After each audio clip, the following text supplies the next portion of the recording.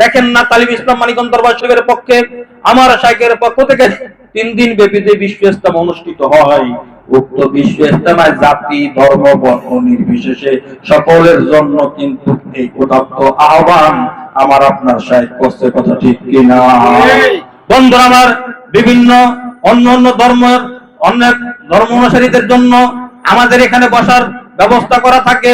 অন্য ধর্মের মানুষরা আমাদের এই বিশ্ব ইজতেমার মাঝে আসে, তাদেরকে এখানে আসার বসার আহ্বান করেছেন, তাদের বসার জায়গা করেছেন। ওনারা এসে বসেন, কোরআন সুন্নাহর কথা শুনেন, কোরআন সুন্নাহর কথা শুনেন।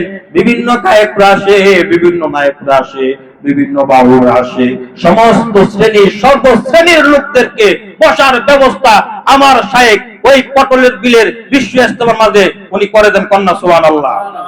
কোরআন কি শুধু আমার জন্য? কোরআন কি শুধু মুসলমানদের জন্য?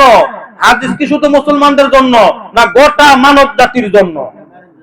গোটা মানব জাতির জন্য আল কুরআনুল কারীম, আল হাদিস শরীফ, কথা ঠিক কিনা?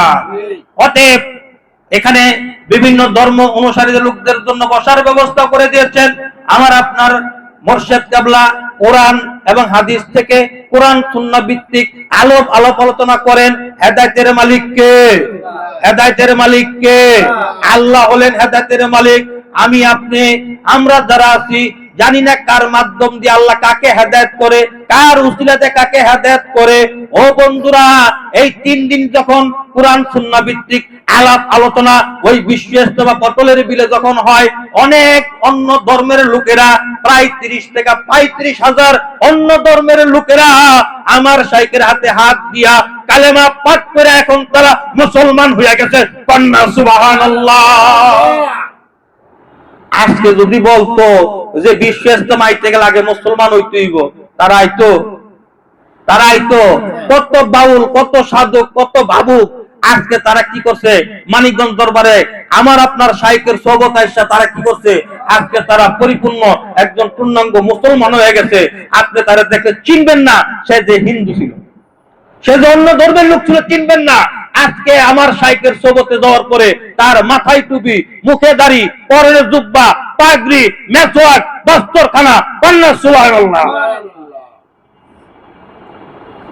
তাহলে বোঝা গেল আল্লাহ রাসূলের ওয়ারিস, আল্লাহ রাসূলের শান্তি যাদের কাছে দেয়া গেছে, কাদের কাছে দেয়া গেছে? যেরকম আমার আপনার নবী ছিলেন এরকম তার ওয়ারিসও এরকমই হবেন, কথা ঠিক কিনা? আমার আপনার রাসূলুল্লাহ সাল্লাল্লাহু আলাইহি সাল্লাম যেমন জাহিরি বিদ্যায় পাণ্ডিত্য ছিলেন, আমার আপনার রাসূলুল্লাহ সাল্লাল্লাহু আলাইহি সাল্লাম জাহিরি যা ছিল, বাতিনি যা ছিল, ঠিক অতএব ওনার ওয়ারিস যারা থাকবে তাদেরও জাহিরি বাতিনি দুনো প্রকারের ইলম থাকবে, কথা ঠিক কিনা? আমার আপনার রাসূলুল্লাহ সাল্লাল্লাহু আলাইহি ওয়াসাল্লামের যেমন জাহিরি ইলম ছিল, বাতিনি ইলম ছিল, ঠিক তদ্রূপ উলামায়ে কেরামগণ যারা হক্কানি হবেন, যারা নবীজির ওয়ারিস হবেন, তাদেরও ওনাদেরও কি থাকবে? জাহিরি ইলম এবং বাতিনি ইলম থাকবে, কথা ঠিক কিনা?